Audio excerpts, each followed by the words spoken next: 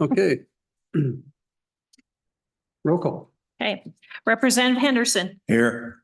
Representative Larson, Here. Representative Sherwood, Here. Representative Stiff, Here. Representative Walters, Here. Representative Swanitzer, Here. Chairman Nicholas. Here. Okay, we've got three bills up. First is House Bill 74, Public Health Nursing. Please. Thank you, Mr. Chairman. This before the committee, Mr. Chairman, is House Bill 74. This is a joint appropriations committee bill. And this is in regards to the 4 now 5 counties. Now that Teton County has came into this model in which the county partners with the state to provide public health nursing services instead of the state providing 100% of those services. And through an MOU process, the county and the state agree that the state 5% of the county or the public health nurses' salaries and the county 35%. The issue arises in that this total dollar value of the 65-35 split gets frozen in time at the point in which they make the contract in the MOU.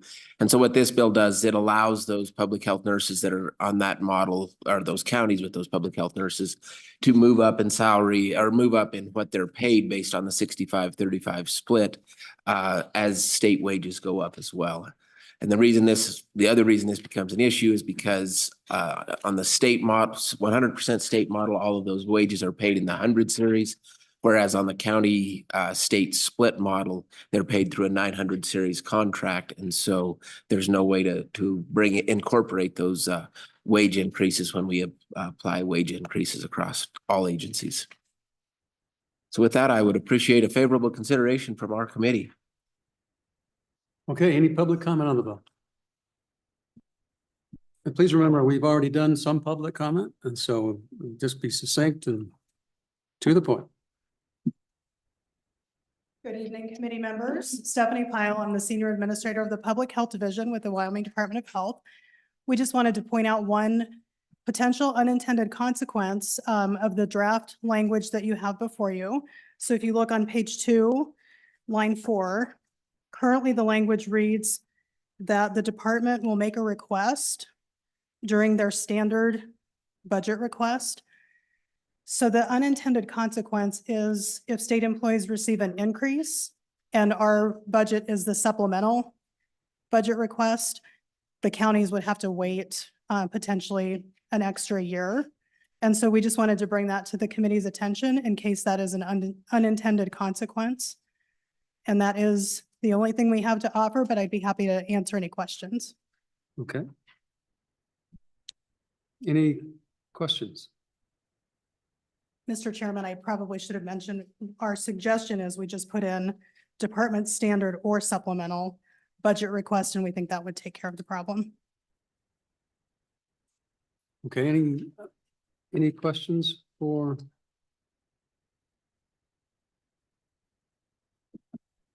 Okay, any other public comment?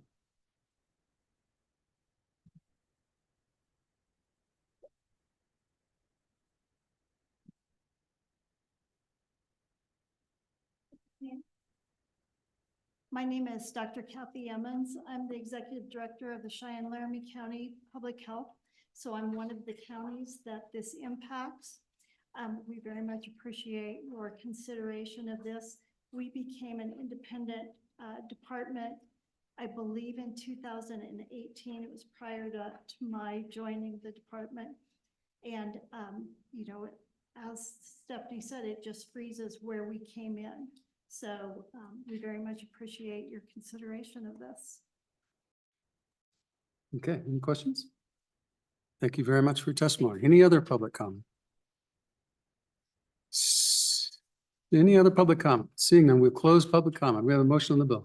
Been moved by Representative Larson, seconded by Representative Walters. Discussion on the bill. Mr. Chairman, Please. I would like to make an amendment, and I would move to amend on page 2, line 4, after the word standard, to insert the language or supplemental. Is there a second? Moved and seconded by Representative Stiff. Discussion. Any discussion? All those in favor of the amendment, say aye. Aye. All those opposed? That motion carries. Any other issues on the bill? Seeing none, roll call as amended. Representative Henderson, Aye. Representative Larson. Aye. Representative Sherwood. Representative Stitt, Aye. Representative Walters, Representative Swanitzer, Aye. Chairman Nicholas. Aye. Okay, next we're going to go to House Bill 83. We'll come on up.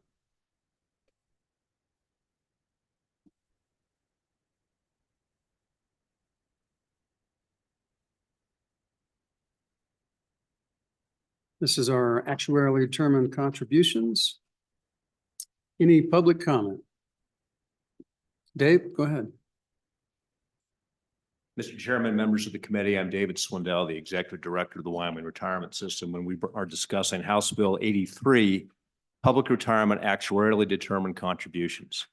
The JAC worked this bill in considerable detail during the summer, spring, fall, winter. Had a lot of hearings on it. The actuaries are super excited about this concept, but it's late. So how much detail do you want me to go into, Mr. Chairman? Well, you heard our explanation of the bill. You were comfortable with it. Were we accurate? Or were we moving in the right direction? Mr. Chairman, I believe you are. We have no further amendments. I provided a handout to the committee. Can we send all the emails that we're getting on this to you and forward it? Maybe I should just describe very briefly what the concept is. Sure. For the people that may be watching. This proposal adopts a method to manage contribution rates in just the public employee plan according to actuarial analysis starting in FY 27, which is July 1st, 2026 and beyond. The highlights of the proposal are that rates would adjust once every 2 years on July 1st of the even numbered year. So we would measure it on January 1st, 2025. That'd be our measurement date. On April 15th, 2025, we would report the actuarially determined contribution rate to agencies, legislatures, and employers. We would incorporate that into the state budget process in July through December. It would be included in the budget that you would adopt in February of 2026, and the new rate would be effective in July of 2026, and that would stay in effect for 2 years until 1 July 2028, which is informed by a similar process. The guardrails are the rates can't adjust by more than 50 basis points, 0.5% in any given 2-year period. Rates can't be decreased below normal cost. Rates can't be reduced unless the fund is at least, the printout says 90% funded, but we amended that to 99% funded. My apologies. Rate adjustments are split evenly between the employer and the employee. Employers can pay all or part of the employee portion if they wish. For state employees, the current subsidy of 5.57% remains in effect. So future adjustments, up or down, will be shared equally absent further legislation. Contributing the actuarially determined contribution rate is necessary if the plan is to achieve full funding within 25 years. Adopting an administrative mechanism typically has been proven helpful in other states because we adjust in small increments and we don't get far behind. The current 18.62 total rate is 1.99% less than what the actuaries recommend. There is separate legislation going through the Senate right now that would manually increase the rate by 1% over the next 2 years. That's Senate File 67. Mr. Chairman, that was really your bill that you suggested. Let's better have some simple bill and start moving in the right direction as we study this method. So the ADC concept in this bill would take over in 2026 and adjust rates every 2 years according to the most recent ADC calculations. Analysis suggests that once the ADC rate has been achieved, the rate is relatively stable. And achieving the ADC rate keeps the plan on track towards full funding within about 25 years. And doing so eventually lowers the rate sooner as one is no longer needed to make progress on the unfunded liability because you're 100% funded and you finally solved it. Changing rates in small increments rather than in larger increments improves the plan funding and it's more manageable for government budgets. The I would remind the committee that this is a very progressive idea. You could see the actuaries got excited about it, but it is still the legislature's in control. You have the option to continue to move rates manually. I might liken it to you're no longer going to be the pilot, but you're going to be the co-pilot. You can seize the controls if you need to do that. I think this works better for the state budget department. I think it works better for local governments because they get about 14 or 15 months notice before we would change rates. And the guardrails are pretty tight. Rates can't go up by very much. The chart shows that on the back, there's a couple of charts and you can see that, yeah, you can achieve full funding sooner if you actually fund the funding policy, which is adopted by statute in this bill. That's the board's current funding policy is part of the statute. And eventually we can drop rates and get back to normal business. So, Mr. Chairman, that's the highlights, subject to questions from you or members of the committee. Representative Larson. Thank you, Mr. Chairman. Dave, I would suggest that maybe we are the pilots and we put it on autopilot. But we could take the controls back anytime through legislative action, but we've set a course there and it's going to kind of govern itself, but we can take the controls back anytime. But you heard, and my question for you is, what we heard on the floor was there just really is no need for that. It's going to be funded. And to do this, what is the value? What is the value of having this funded sooner?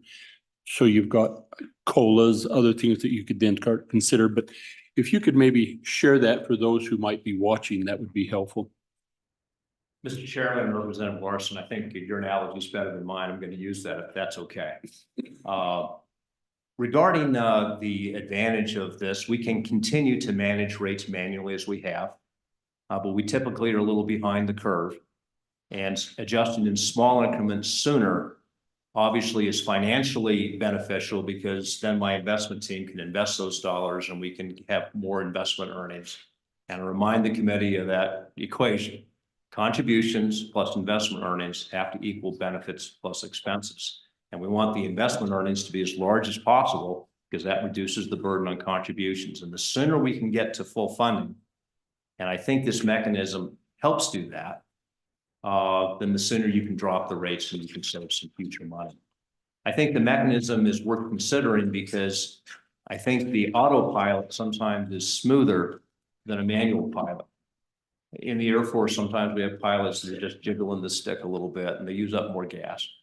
But I think your analogy is correct. A good autopilot may be helpful to us. In the end, we're still responsible. I agree with you. Eventually it will get funded one way or the other. But it's a little sooner and steadier and with better notice, maybe a better mechanism going forward. And that's what this bill provides. Okay, any other questions for Dave? Any other public comment? Mr. Chairman, Go ahead. Kevin Hibbert, Director of the State Budget Department. We're in support of the methodology for the budgeting aspect of this. We're pleased that we were involved in that conversation, particularly how it's timed with the budget. I will point out that we will meet the expectations on page 16 through the Chapter 17 report. And that happens to be 9-2-1011C, and that'll be in October. So it'll be transparent and you'll be able to see those adjustments in the agencies as accordance to the actuary report and the recommendations from the Department of Retirement. Just one small issue on page 16, line 5, it refers budgets to the state budget officer. A choice would be budget director or budget department. On page 3, it references budget department. Thank you.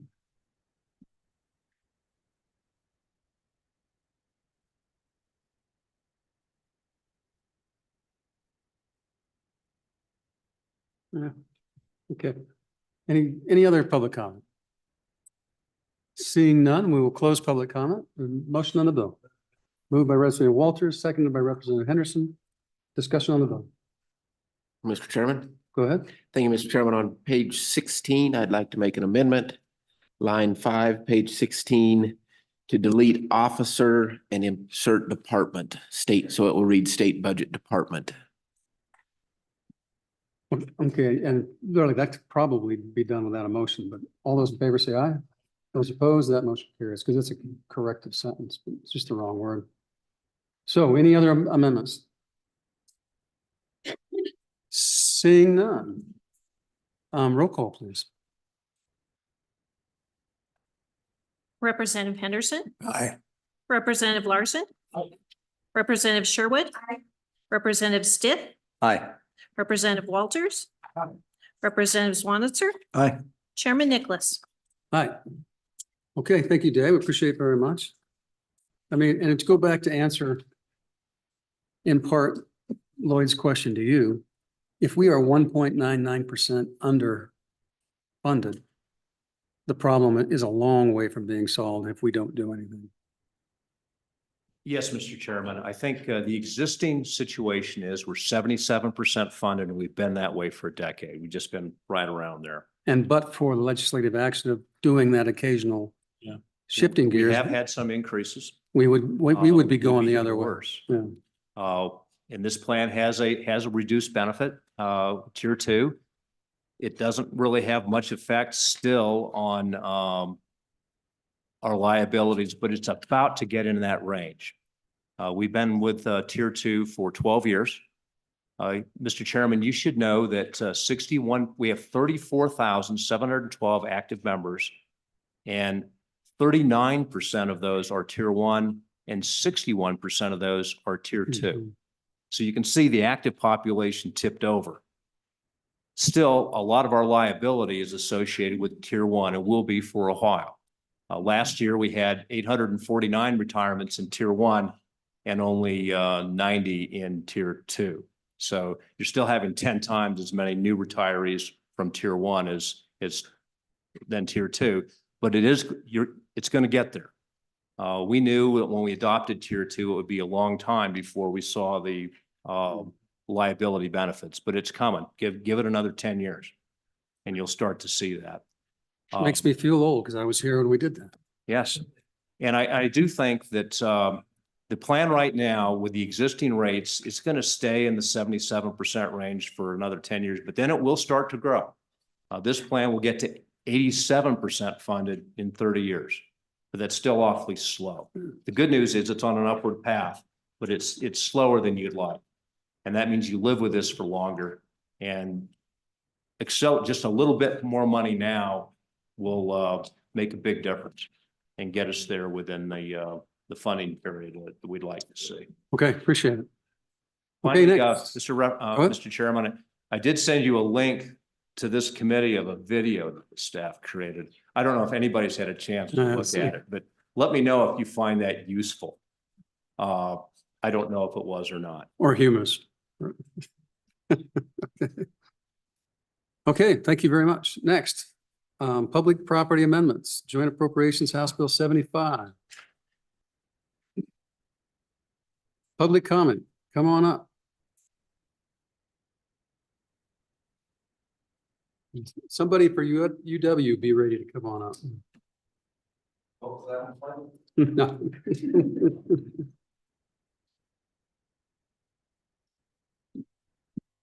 Mr. Chairman, committee members, my name is Devin Brubaker. I represent the Wyoming Airports Coalition. I am from Rock Springs, Wyoming, serve as airport director at the Southwest Wyoming Regional Airport. Stand before you today, number one, to not ask for money. Just want to make sure that's on the record, not asking for money today at least. And would like to speak with you about some of the language that's within this bill specifically, and I'm trying to get my right notes up here. I apologize. So first of all, we appreciate the work that this committee did in the interim. We know that we're a little bit late to the game to come to you and say, hey, we have concerns with this bill. We know you worked hard during the interim to get this to where it's at. So we appreciate the work you put in, and we do stand in support of the bill. With that said, we do have some concerns. First of all, I want to recognize that the proposed language in this bill, specifically on pages 19 and 20, starting on line 14, that have to do with Title 16, do improve the current statute. It does make an improvement to the current statute.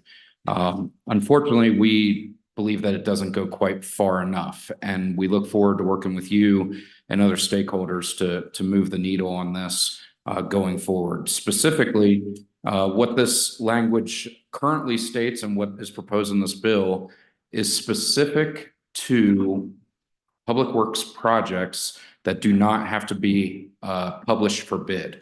So each public entity around the state has a procurement policy and determines when a project has to go out to bid or doesn't have to go out to bid. And what our concerns are on projects that do not have to go out to bid, the current state statute says you have to award it to a resident contractor. The proposed language in this bill says that you have to award it to a resident contractor, provided there is a resident contractor in the state that can provide the service. Otherwise, you can award it to a non-resident. So we appreciate that language and we're supportive of that language, but we think that it doesn't go far enough. Our concerns are that we have a pretty big state. And if you have a community like mine in Rock Springs, where we have a public works project that needs to be completed, say it's a $5,000-$6,000 project that doesn't need to be bid. There's a vendor, say in Vernal, Utah, that can do the work an hour and a half down the road. And the only other qualified vendor in the state is, let's say, in Newcastle, 6 hours away.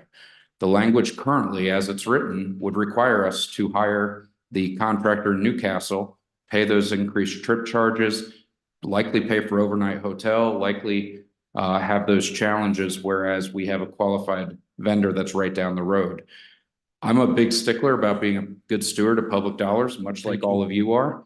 And I find that to be a challenge with this bill, that we're basically wanting to support local contractors, which we support, but it prohibits us from being good stewards of the public dollar.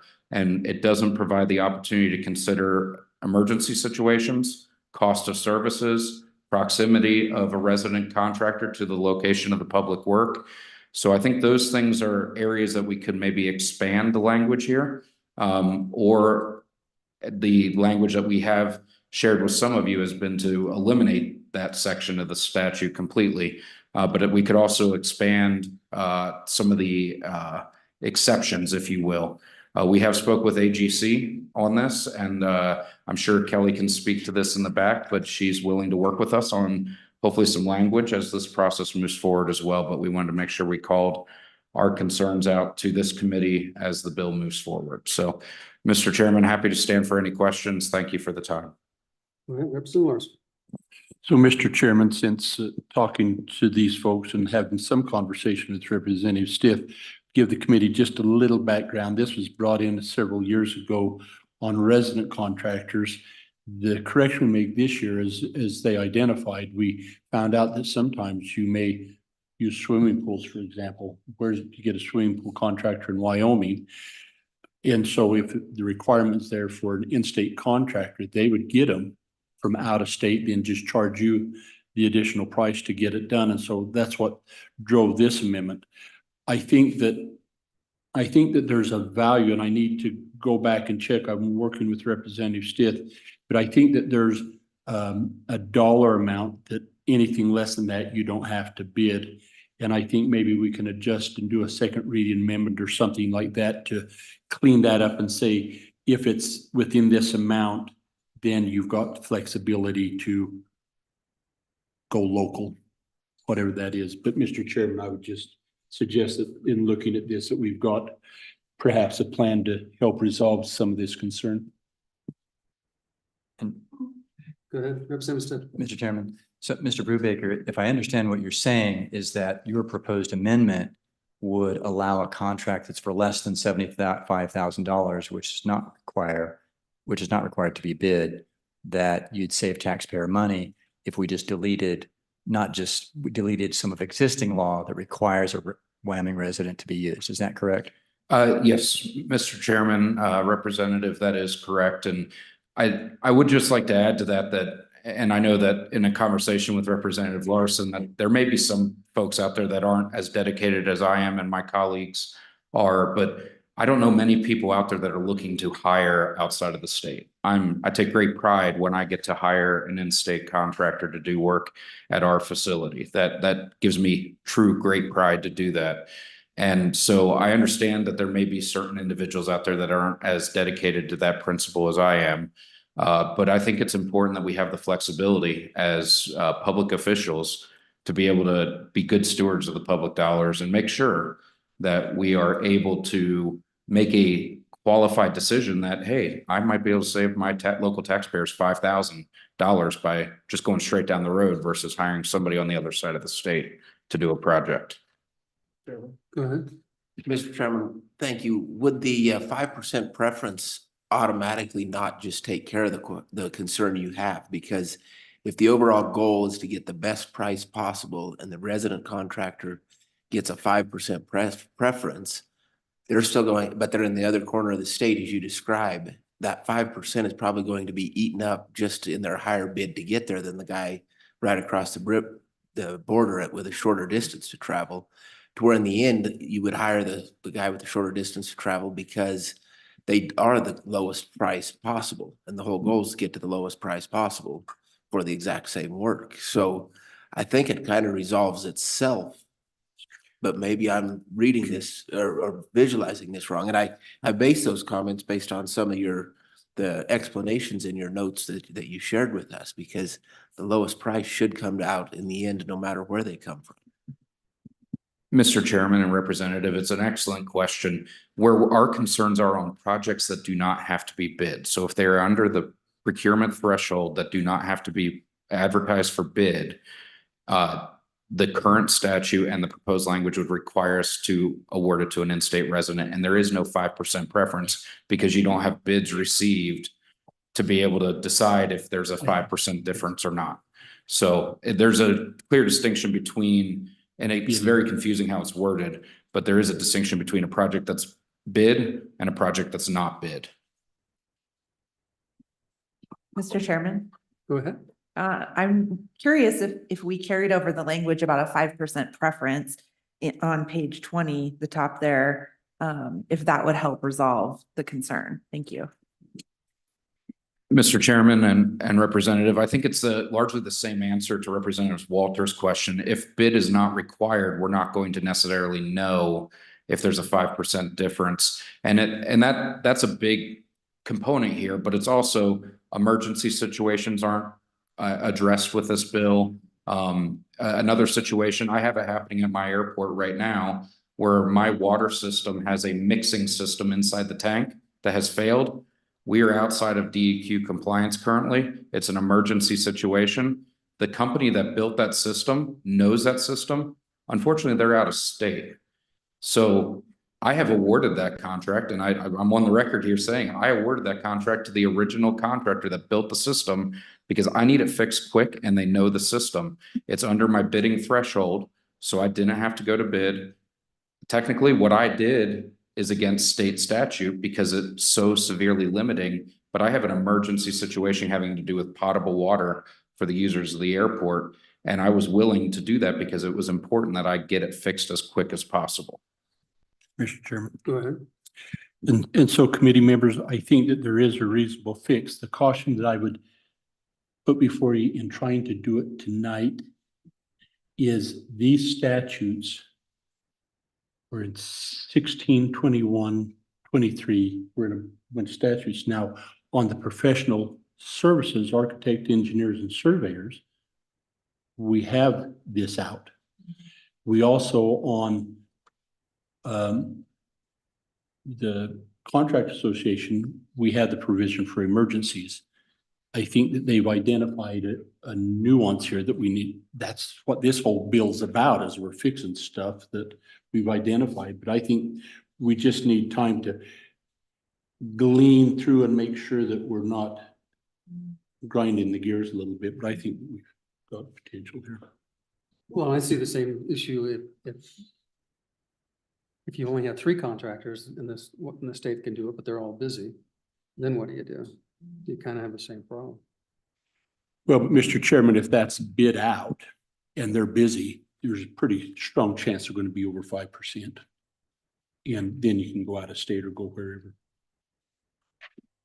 If it's a bid required. But I'm saying if it's not business required and you can't get the work done in the next month. Well, because and that's, it's your that's, loans. yeah, and so that's what we try to fix, the non-bid part. Okay, Thank you, Mr. Chairman, Appreciate committee it. members.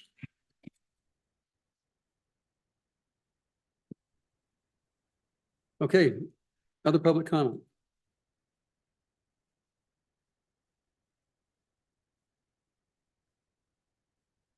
Mr. Chairman, John McKinley, Chairman, University of Wyoming Board of Trustees. Mike Smith is here with me. Mike can provide some more detail on possible amendments, but in my reading and discussions with our university people, it's our belief that the University of Wyoming should not be included in this group for a variety of reasons.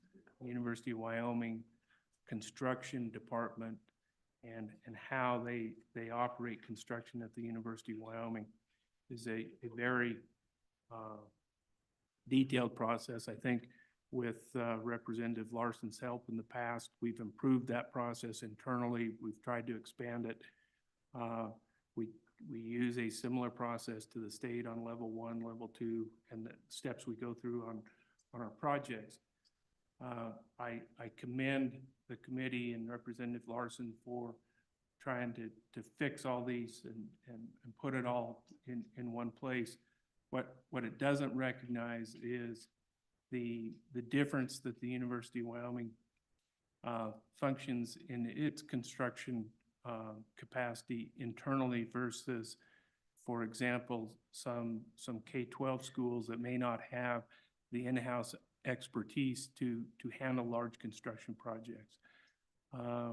Our funding model at the university does not have a routine maintenance component to the funding model. We have a block grant, and our funding of various construction projects is normally through the state or private funds or a combination of those, or every once in a while we will use major maintenance as part of a construction project. For example, the West Stand's a component of that pursuant to the authorization of this body a year ago, allows a match from any source. And so part of the funding for the West Stands is major maintenance. This bill would greatly restrict that, restricts that flexibility. There are situations where the university will maintain facilities or parts of facilities in a manner that is safe for the public use of the system, when actually it may need an upgrade in, for example, restrooms in the West Stands. They needed expanded and enlarged and brought to, 2024 standards. They were very serviceable, but to use major maintenance 5 years ago for that and spend $5 million or $10 million to bring those up, and then recognizing that the lower West Stands were going to be remodeled, it's kind of like, and all of you have seen this, where construction projects are done. At the end of the project, a curb is put in, a sidewalk is put in. 6 months later, it's ripped out for another construction project. We try not to do that, and so we try to plan and spread out that so it can be done efficiently at one time. That's one example. I can give others, but I would urge this body to allow the bill to go forward. I think there are some very good provisions in the bill. It does a lot of good for a variety of of other entities, but to remove UW from it. If in the future you need to bring UW in, you'll have that opportunity in the future. That'd be my request, Mr. Chairman. Representative Larson. Thank you. So Chairman McKinley, how is your major maintenance funded? Mr. Chairman, Representative Larson, the University of Wyoming's major maintenance is funded through the legislature. General funds? On a biennium basis as major maintenance, not as part of our bond. Right. Does it go into the block grant or is it held separately? Mr. Chairman, Representative Larson, it's held separately. Okay. And in addition, internally, we have a list of all our major maintenance projects as this body knows, and things can move up or down that list depending upon the year. And our process is in May of every year, the facilities department prioritizes those. We put them on our list, but we also give that department flexibility to move things if emergencies arise or availability of contractors, that sort of. Thank you, Mr. Chairman. And do you have sufficient major maintenance funds for the major maintenance needs you have? Mr. Chairman, Representative Larson, yes. So you've got more than enough major maintenance funds. Everyone, what I have heard in the past is that you have more major maintenance projects than you have funding for. So I'm just surprised to hear you say that you receive sufficient major maintenance funds. Mr. Chairman, there's a nuance to that response, Representative Larson.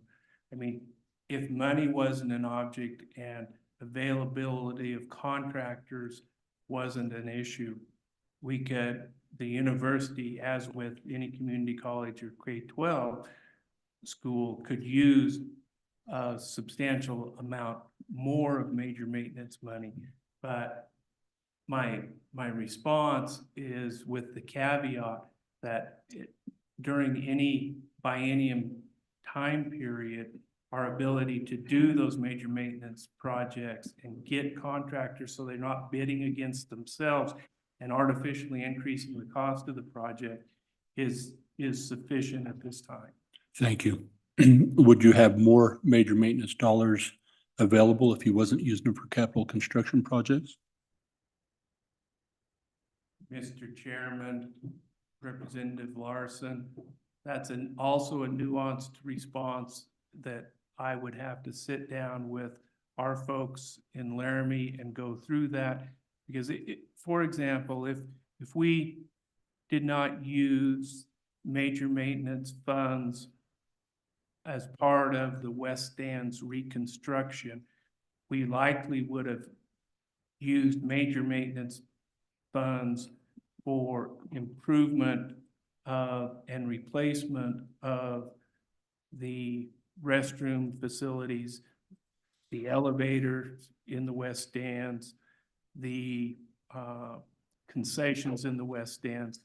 And as you know, doing some of that by pieces instead of one project, because you have to mobilize different crews and retrofit old facilities for new construction and new sized concessions and restrooms is actually sometimes more expensive than doing it all as part of one construction project. Mr. Chairman, I think there's a caveat though with West Stands and the projects that we put last year. I don't think that's the typical funding model where we were just happy to get those across the finish line. Would that be a fair assessment? Mr. Chairman, Representative Larson, we were thankful of the language last year that allowed us to get those projects funded in a method we could get them under contract. But Mr. Chairman, having those funds coming as an appropriation through the legislature in general fund dollars, and I would just share with you that the community colleges and the school districts particularly feel like that they do just an excellent job, similar to what I heard your expression and how the university does their construction and major maintenance oversight. But is it reasonable for us to think that there should be an accountability on to ensure that major maintenance is getting done appropriately and timely, and that routine maintenance? And I get that you don't have routine maintenance as part of your block, but only K-12 does. State doesn't, community colleges doesn't. But is there an expectance? Is it reasonable for us to expect that we're doing all we can in routine maintenance to make sure that the life cycle of the systems are being met and not having to be placed prematurely, which costs us general fund dollars, and that we have the ability to determine if routine maintenance is being done appropriately to ensure that when major maintenance requests are made, that it's done in the appropriate manner. Is that an unreasonable expectation for us on general funds? Mr. Chairman, Representative Larson, I first want to mention, I did not want or intend to insinuate that the university has a better construction department than K-12 or community college. I'm speaking only from the experience of the university's construction department. I may be a little selfish. They do a good job. I'm not familiar specifically with the others, and so I'm not opining on that. In response to your question, it's not unreasonable to ask for that. I think there's our current method that we use and employ provides that assurance that the University of Wyoming is using its major maintenance and keeping its facility in top-notch working order. And Mr. Chairman, and so then, so what this bill does not change, and maybe you can correct me if I'm wrong. It doesn't change your priorities. It doesn't change which ones you do. It allows the flexibility for you to change during the course of the year.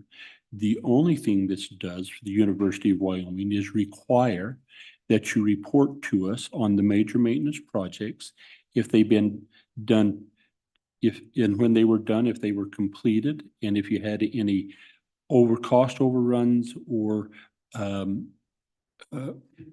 in the project, and if the major maintenance was done prematurely, and if so, was that because routine maintenance wasn't done? So we're just asking for you to understand what's going on. It doesn't change how, what, and when you do your routine maintenance. And it changes when you report to us on routine maintenance per your suggestion, rather than doing it ahead. It's a look back to verify. And so I'm not understanding why it's significant that you not be required to participate like the other entities that have received significant amount of money for major maintenance. Mr. Chairman, Representative Larson, I may be operating under the misconception that there is an amendment that has been adopted, but my understanding is there is an amendment that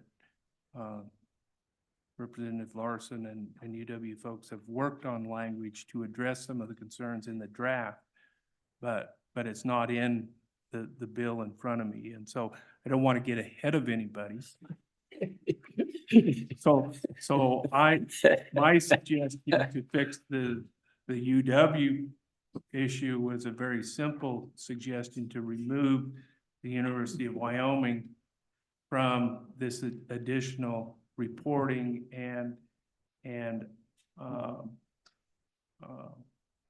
supervision role that, in our view, is not necessary for construction projects at the university. So, John, in my recollection is for the dorms, even for High Bay and for the science building and the West Stands, all of those, you used a component of major maintenance to help cover your obligations. I mean, I just remember those discussions. Mr. Chairman, we could probably add to that, the University of Wyoming Aquatic Center, and the West Stands. We wouldn't have been able to do those without part of the major maintenance. If we'd have used major maintenance over time at the cold pool area, it was money down a rat hole because we knew that that facility could not be a long-term facility, and to solve the problem had to be a new facility. Now, I recognize this bill is going forward. It does not impact those prior projects, but it impacts how we have funded some of those large projects and how this body has been gracious enough to allow that funding with a combination of new capital construction money, private money, and major maintenance to get those projects done. Well, and I guess part of my point is that you were always open about it. It wasn't like we didn't know what that process was. We've always been straight up on all those. Go ahead. I think that's really the point that the bill's getting to, is we're trying to establish a policy that major maintenance is for major maintenance. And if we're going to fund capital construction, let's fund capital construction. And because we see this challenge and we've allowed it to happen. We don't argue, couldn't argue that point for a minute, but we allow it to happen in community college. We allow it to happen at K-12, and it just, if we're doing major maintenance, that's what we ought to do. And if we're doing capital construction, we ought to fund capital construction, but and make that. So it really is this bill really is a shift on policy to say that major maintenance funds should be used for major maintenance. And so to follow up on that, then the concept would be that henceforth, if you take your major maintenance on all your new buildings and you pigeonhole it until those buildings need major maintenance, because you're allotted a certain amount over time, over the 30 or 50-year life of the building, and you won't really use but until after 20 or 30 years for major maintenance, but you're allocated on a square footage basis. Is that a fair representation? I don't know that Mr. Chairman, I don't know that I completely tracked with you. The concept is that when you get a new building, that you would anticipate based on the components and the life expectancy of those components within the time frame, the life cycle of those components, you would be preparing to or anticipating replacing them with major maintenance dollars.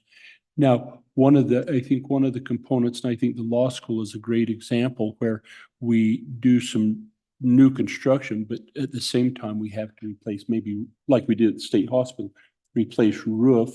And you do that in the new construction project, but major maintenance dollars are eligible on the existing square footage of the building.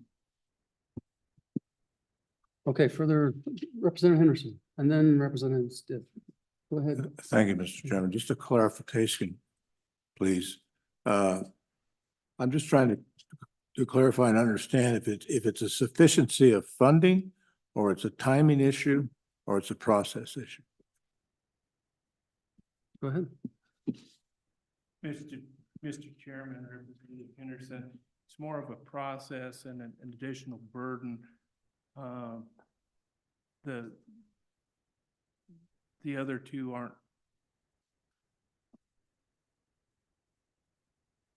I mean, I've responded to Representative Larson on our funding model for major maintenance. That's fine. We're not making that argument. It is the timing and the burden, additional burden on this reporting process, a lot of which we already do in some fashion for all our projects. Thank you, Mr. Chairman. So given that, then, what comparing what you do now to what this proposes, what's in the way relative to what you just said? So, Mr. Chairman, Representative Henderson, I'll give you an example on the my recollection of the bill as it's drafted on certain major maintenance, we have to have pre-approvals for certain things. And that's not the process that we go through. It's after the fact reporting. They've worked on amendments to address those timing issues. But those amendments, I don't think yet have been incorporated. It's also the flexibility to use, to put off using major maintenance and then use major maintenance as part of a reconstruction or a new construction is a big issue in this bill. Representative Stiff. Mr. Chairman, so, Mr. McKinley, thank you so much. Looking at our book on major maintenance, it's my understanding that when we approve a budget for major maintenance, that the university does get a separate line item for major maintenance, and it's not part of the other block grant. Is that correct? Mr. Chairman, that's correct. Okay, so given that, and I don't want to make you repeat what you've said for the last 30 minutes, the principled reason to exclude University of Wyoming from this bill is that the university is in some different position that makes it advisable to give you more flexibility in how you use your maintenance funds. Is that your core argument? I'm just trying to figure out what the policy is, why UW just gets treated differently than other state buildings, for example. Thank you. Mr. Chairman, that boils down to the response. Yes, Representative Stitt. Okay, do we have an amendment? We do, Mr. Chairman. Like, any other public comment? Michael.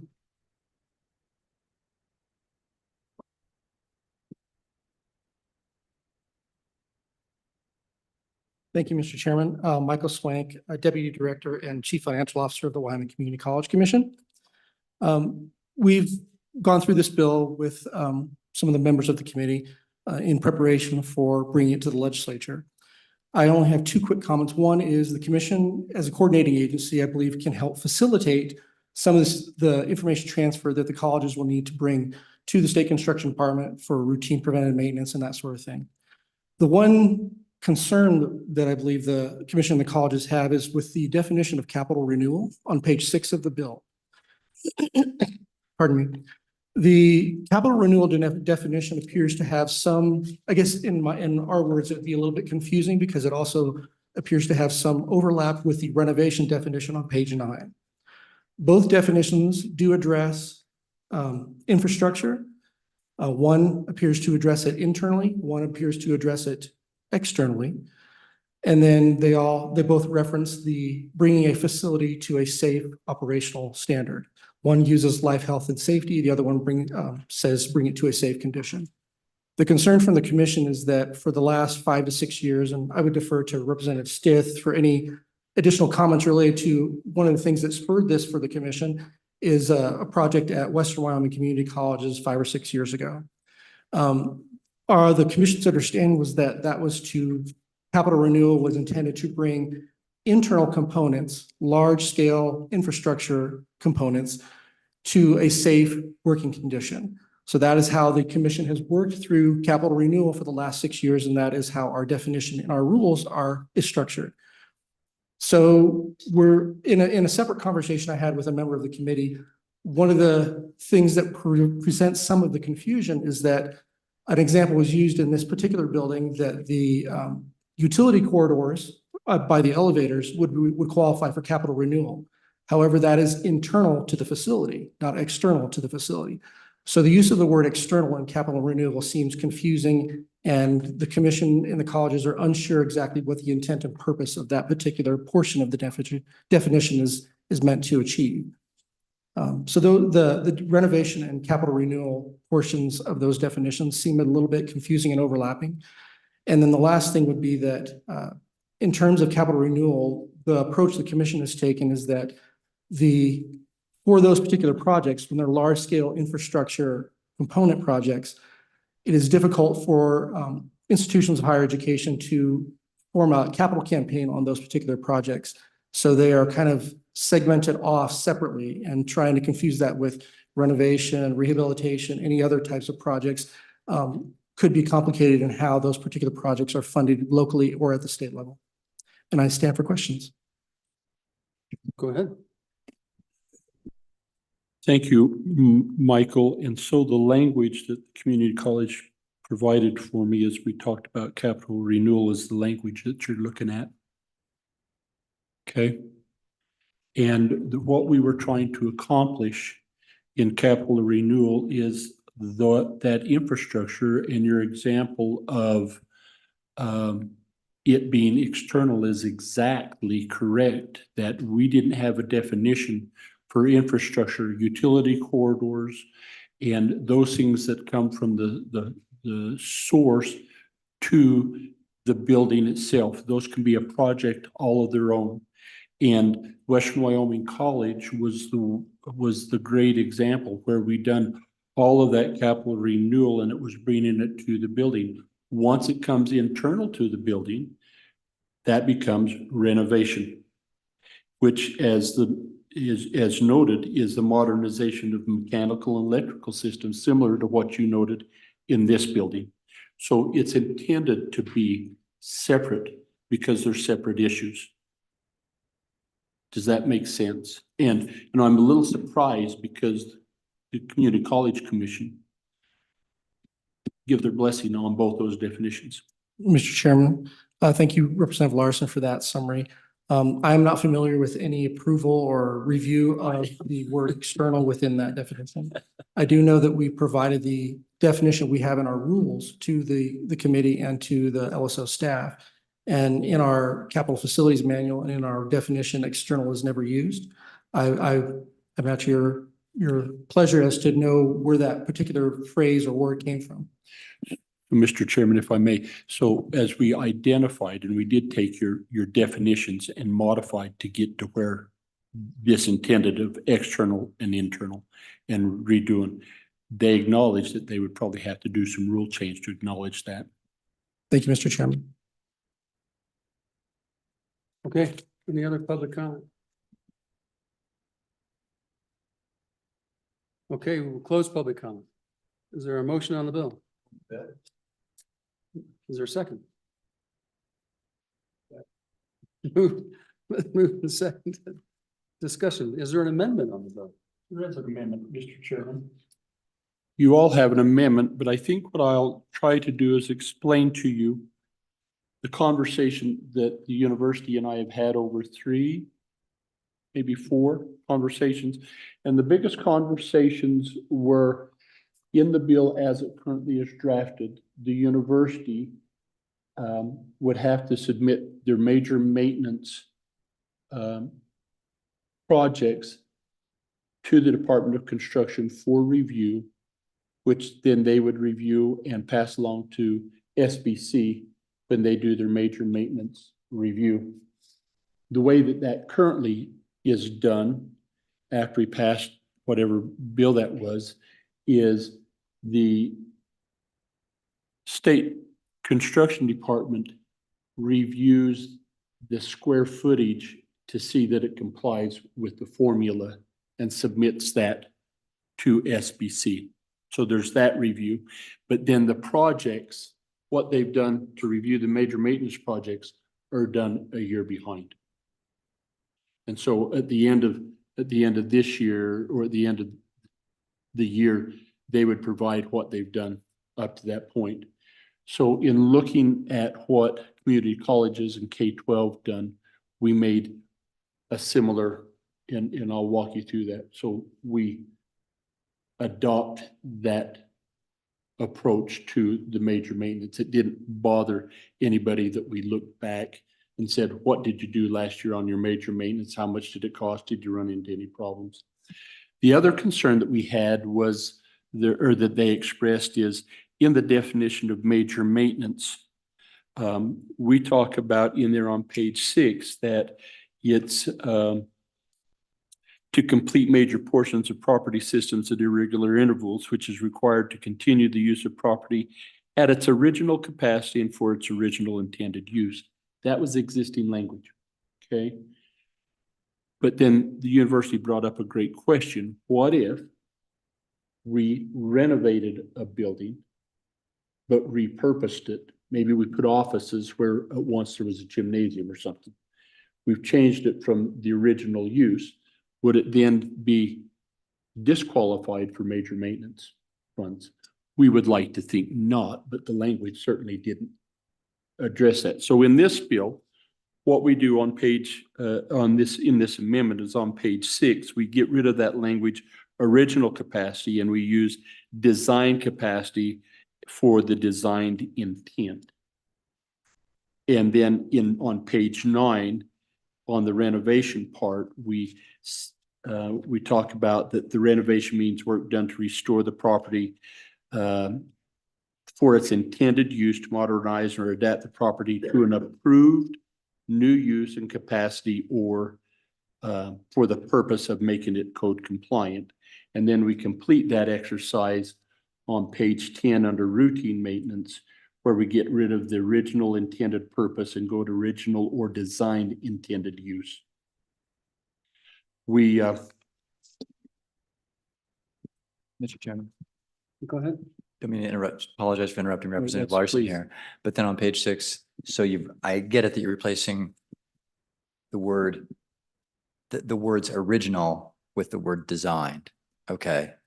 But I'm not sure quite what mileage you get out of it, because I don't think you intend for say, if they wanted to decide that they have a science building and now they want to make it into an opera and ballet center, that's not going to be considered major maintenance, right? You know, right? I mean, then that goes through an approval process. right. Okay. And so I don't really object to the change. I'm just trying to figure out. So the mileage you get out of it is the use of the term designed. Because then you can come and say that it was designed for this purpose or this use, not for the original purpose, which may have been for cafeteria. Thank you. Would it simplify it if we just said on page 6, starting at line 20, replacement of complete or major portions of the property systems at irregular intervals, which is required to continue the use of the property, end sentence there. I will only tell you that as I looked for answers and searched in the around the universe, I went to the Department of Construction and said, what language would you suggest to accomplish this? And they suggested this. And so, you know, that's where I got to. That's the approach I took. Then I might add that then we run that by a little bit, and we talked about how we changed that. We go into the reporting section of this. I'll just start going on page 3 of the bill. On line 3, we delete recommendations 4, and we now say the state construction department shall forward the priority list of the university capital construction project recommendations to the state building commission. So that takes out any concern that they're flirting with the priority list that the university has. This is in the University of Wyoming section. And then we add the language that the state construction department shall submit to the state building commission and the Joint Appropriations Committee a recommendation for funding university major maintenance each biennium. We do that now. We pass that in our budget bill in preparation for the development of the state budget. This recommendation shall be based on a formula adopted by the State Building Commission. This is existing language, and upon the forms and format by the State Budget Department. At the end of each fiscal year, the board, this is complying or trying to adopt what they wanted to do. At the end of each fiscal year, the Board of Trustees shall submit a report to the State Construction Department on major maintenance expenditures and commitments incurred in the immediately preceding years as required by 95107J. And that 95107J is the language in the Department of Construction section of the bill. Found on page 12. And community college and K-12 will have similar language to what the university had that says there's a reporting requirement. But on the Department of Construction and on page 12, it says at the end of each fiscal year, the Department of Construction is to review major maintenance expenditures and commitment reports submitted to their department by state agencies, community colleges, the University of Wyoming, and school districts. For school districts, the review shall be in accordance with 2115-109E. There's a little nuance that they have in there. Then the department shall, in consultation with the respective state agency, community college, University of Wyoming, provide a report to the State Building Commission and this committee, the Joint Appropriations Committee, on all major maintenance expenditures and commitments incurred in the immediately preceding year. The report shall specify if any impediments were incurred in completing the planned major maintenance on time and within the amounts budgeted, and if the anticipated and if the expenditures or commitments were necessitated earlier than anticipated before the end of the life expectancy of those components. And then in reviewing the major maintenance expenditures and commitments under this paragraph, the department then it goes on to the language that then they, if there's any evidence that it was not, that it was because they didn't do the routine maintenance, then there's a requirement for them to replace that part that's attributed to the neglected routine maintenance. Down on page 15, Michael's still here. Down on page 12 on line 15, we have then if there's a concern on that they get back to the governing body, which may include the State Building Commission, the Community College Commission, or the respective Community College Board of Trustees, because each of the community colleges, I understand it, is responsible for their major maintenance, similar to what the university is. So we add that in, and then the other thing, and this goes to that renovation, the capacity part of this amendment, is at the bottom of page 12. We add a new new 13 that says that the state building, or that they review, the Department of Construction reviews and approve the renovation that changes the intended use and capacity of the property that receives appropriations for routine maintenance. So they're just, that completes that gap. So, Mr. Chairman, that's the requirement of the agency, and then on how they receive it, and then each of those, the state, we have similar language for the department, for A&I, for K-12, for the University of Wyoming, and to gather that information in a report and provide it to the University of Wyoming. And it's all in a look back period. And so I think if you want me to go line by line through it all, but that's in summary of what that does. Mr. Chairman, and sorry that I get a little confused by the 4-page amendment, but to what extent does this amendment exclude UW from this bill? It seems like UW is still included in the bill and still has to make all those same reports. It's important for UW to be in this bill.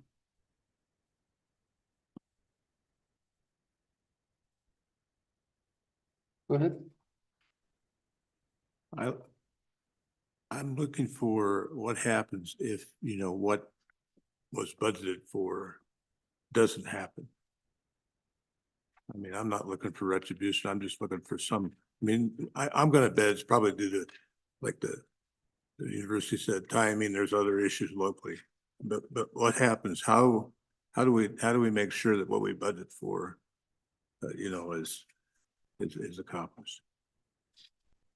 So Representative, Mr. Chairman, I apologize, Representative Henderson,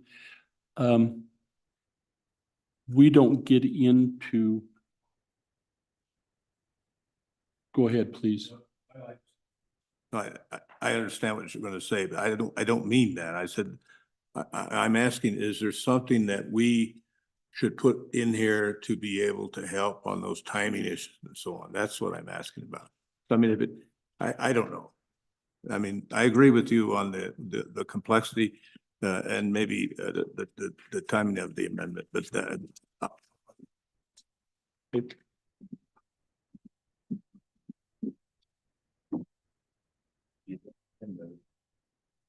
No.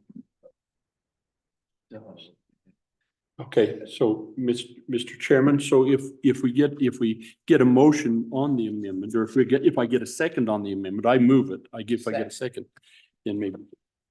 Okay, go ahead. Thank you, Mr. Chairman. We are now on the amendment, friends. And I would move to amend the amendment. And my amendment comes in on page 1 of the amendment, line 10, where it says, and it'll make sense in a minute, and the Joint Appropriations Committee. And my amendment is to delete that on page 1 as well as on page 4 of the amendment where we reference the Joint Appropriations Committee. And so here's when you read this, and I'll explain. The State Construction Department shall submit to the State Building Commission and the Joint Appropriations Committee a recommendation for funding UW major maintenance. The way our process works is the State Construction Department comes up with the number, submits it to the State Construction or State Building Commission, who submits to the governor. The governor submits budget recommendations to this committee. No one else submits budget recommendations to this committee. So it needs to, so the commission, all that other part is fine because that's how they functionally work, but they don't make their budget recommendation directly to us. It needs to come through the other processes. And so that's why I propose removing and the Joint Appropriations Committee. Ultimately, yes, we'll see it, but it needs to follow the process and they don't make it to us directly. So that's my amendment there. Question on the amendment. All those in favor say aye. Aye. Those opposed? None motion carries. Then I have a question, Mr. Chairman, if I may, and this is later in that same new paragraph. I would ask Director McComey on this one. In lines 17 and 18, it says you're going to submit this budget recommendation upon forms and in a format specified by the State Budget Department. Does that language need to be in there, or are you, through other budget requirements, already required to submit it in a form and format that they required, where we don't need to state it here? I just feel like we're getting very prescriptive in this, Existing language. that something else is already requiring you to do that we don't need it here.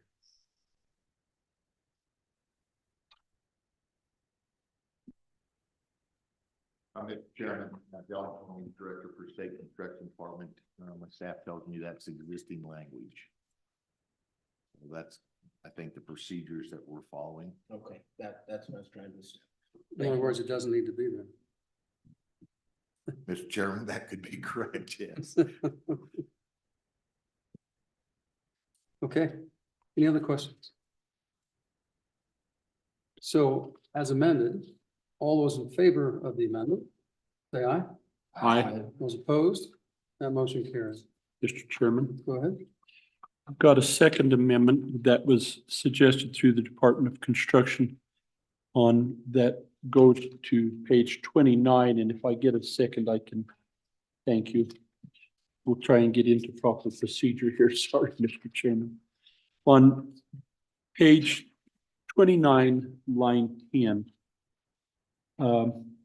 And we might ask Director McComey to just help us explain why this is important, but at the end of the sentence, the existing sentence, we put a comma and add the language and the commission's facility design standards and guidelines. So that is a long sentence. I was going to local enhancements to school buildings, facilities, or local enhancements means any renovation, capital, new construction, yada, by school district to design or facility to a condition exceeding the statewide building adequacy standards and the commission's facility design standards and guidelines. So, Mr. Chairman, if you'd allow, maybe Director McComey could I think that they felt that this had some value.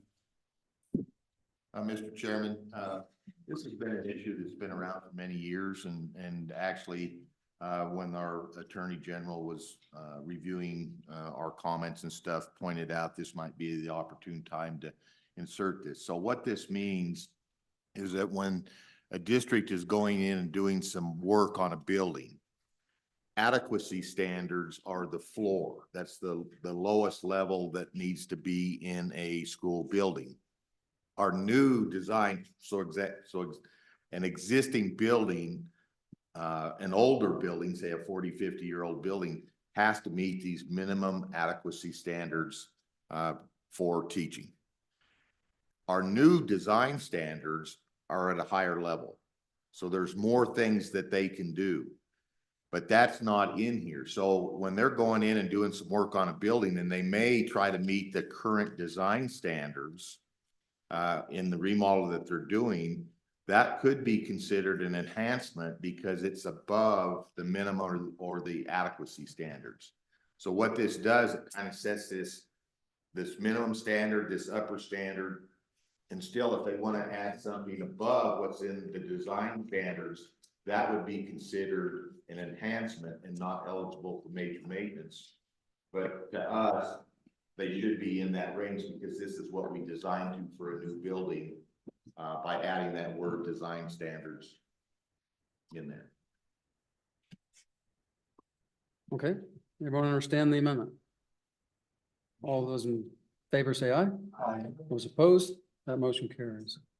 So committee, what I'd like to do is, because I have not seen the 4-page amendment till now, and I haven't incorporated into my bill, is to incorporate it, have further discussions with the drafter, and we'll, our problem is we don't have to kick this bill out until next Friday, Right. So we've got time to work on this, because we're not going to get any more work done on this between tomorrow and next week. So we'll table this bill till we bring it back up, which will probably be next Monday or Tuesday.